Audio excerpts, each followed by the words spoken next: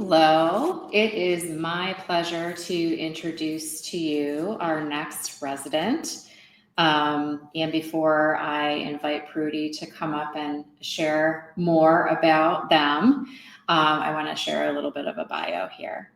So Prudy Mattern is a multimedia artist based in Kalamazoo and a recent graduate of Kalamazoo College.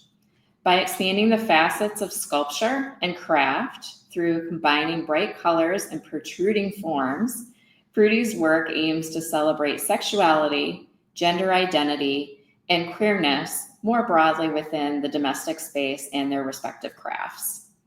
Their work seeks to portray their own understanding of queerness as something that encapsulates sexual orientation and gender identity, but also extends into a way of thinking, of living, of loving.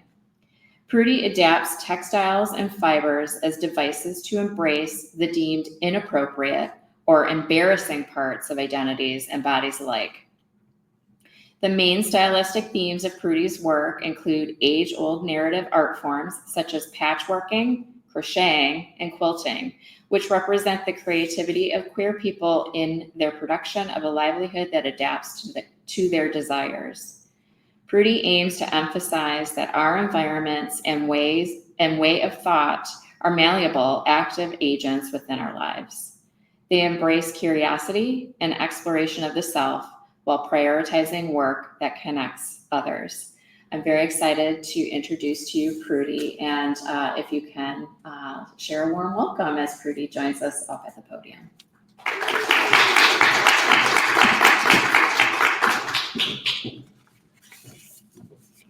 Hi all, thank you so much for being here.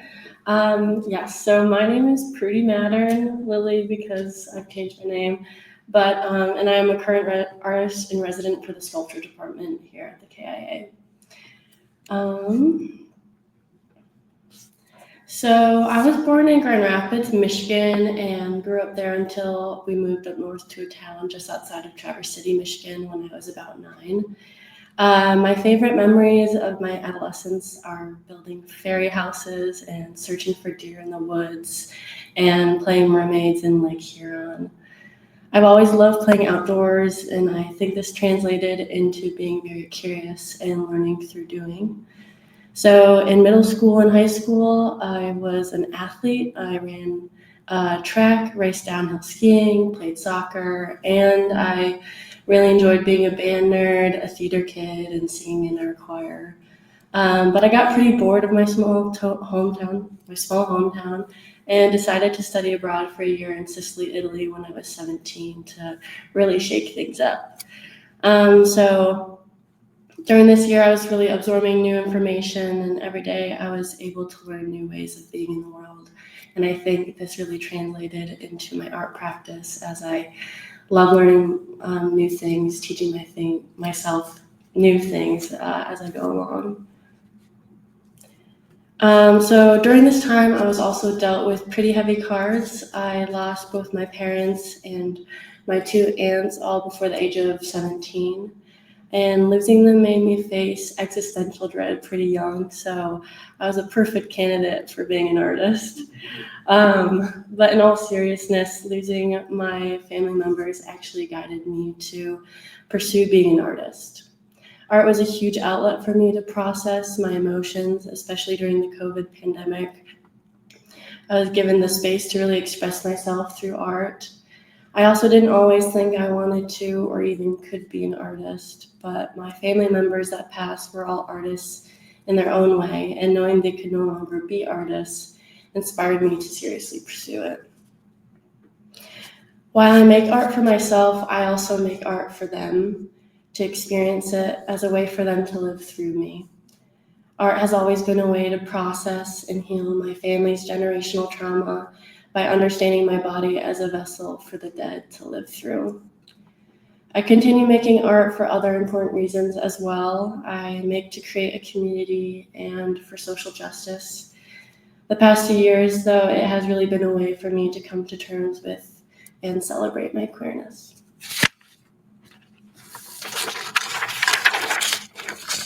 So I graduated last spring from Kalamazoo College, where I received my Bachelor of Arts in Studio Art with a focus in sculpture.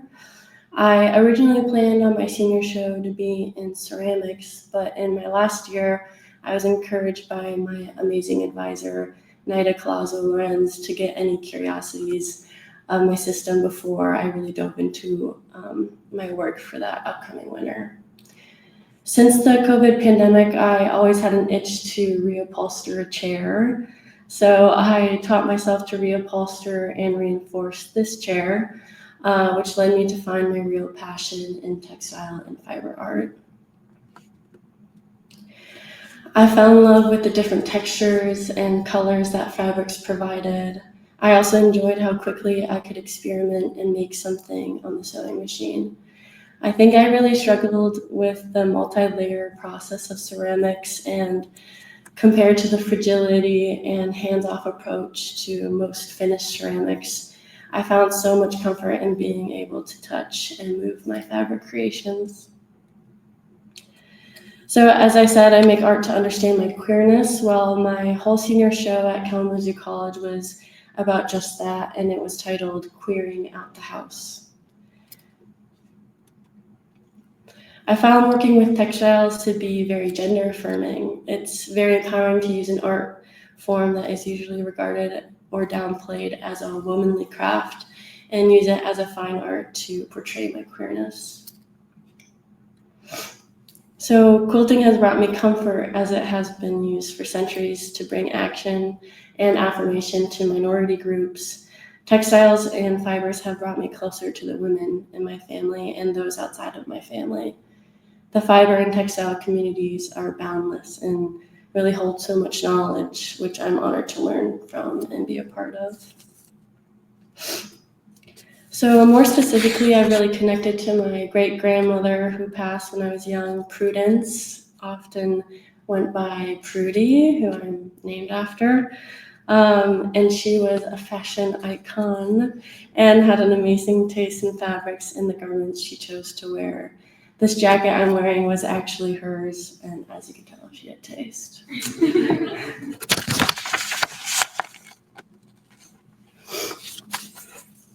So most recently, she inspired one of my current works for my upcoming show.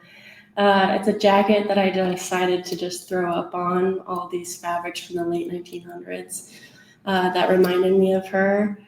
And I find it really healing to play with these very feminine and proper patterns while juxtaposing it with embroidering explicit phrases like "I love waking up horny" on it. I feel like she would probably be rolling over in her grave, but I think this means that I'm making the right work. So, and the other piece for my show is this quilt inspired by my trans experience. I'm planning to have this be in the round and add more 3D elements and written phrases to the back. Sorry. My process usually begins with envisioning a final product in my head and planning out what I can at the beginning while leaving space to alter it as I go. I then sketch it out on my iPad or journal, expanding it to a paper pattern, which then I translate the imagery onto my fabric with chalk and then cut it out. My work consists mostly of applique with a sewing machine, but with the additional hand sewing necessary when including 3D forms. So for my 3D components, I usually sew on my fabric flat and then stuff it and hand sew it to enclose the form. You can see that on this chair. So I did a lot of hand sewing at the base and also to just close up any loose ends. A big aspect of my process is also experimenting. I haven't had formal training in sewing, so I teach myself a lot of the techniques I need to accomplish the work I have in mind. For example, with the chairs I've reupholstered and with the jacket I'm working on, I have used the original fabric as a pattern and loose guide to work from and then alter. Actually, the two chairs that I worked on, the first This one I just picked up on the side of the road.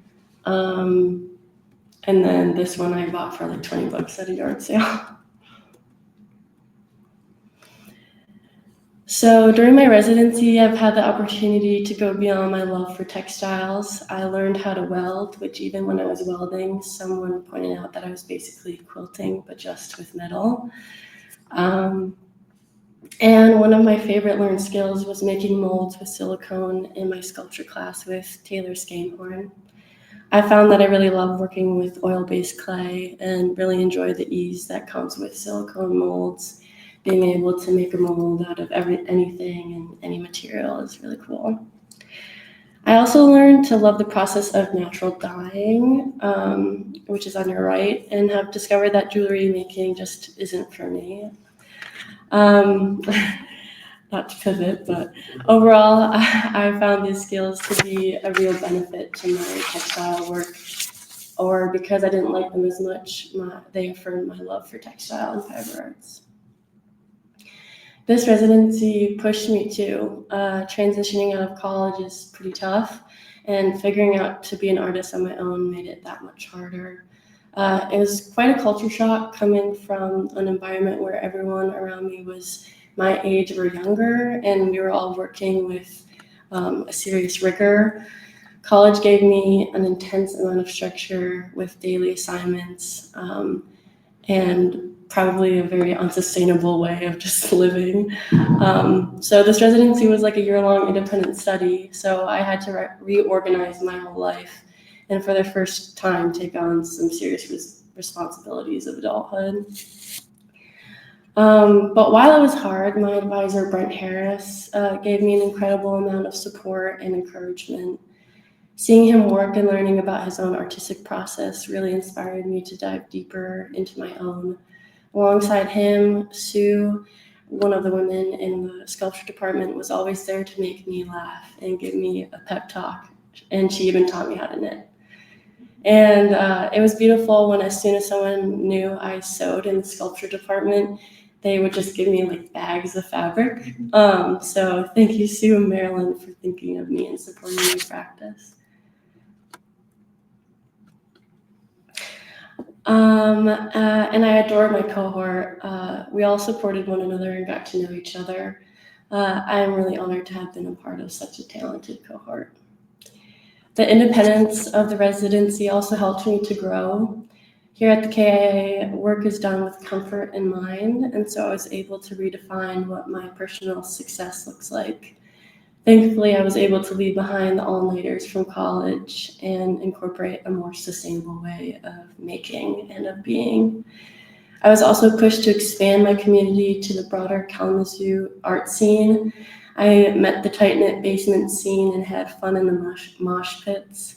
I networked with folks from different generations and even helped organize a show with some of my classmates from college to help fundraise for Palestine. After this residency, I've heard from too many people that your 20s are meant to try a lot and fail a lot. So that's just what I'll be doing. This residency has taught me that I actually enjoy the rigor of school and intentionally expanding my work alongside others who are doing the same. So currently I'm looking into some grad schools to get my MFA in textile and fiber arts, or maybe in landscape architecture. In the meantime, I'll be continuing my art practice, hopefully finding a studio space to accommodate it. And I've also applied to a program called NAILCAP to live in Spain for a year.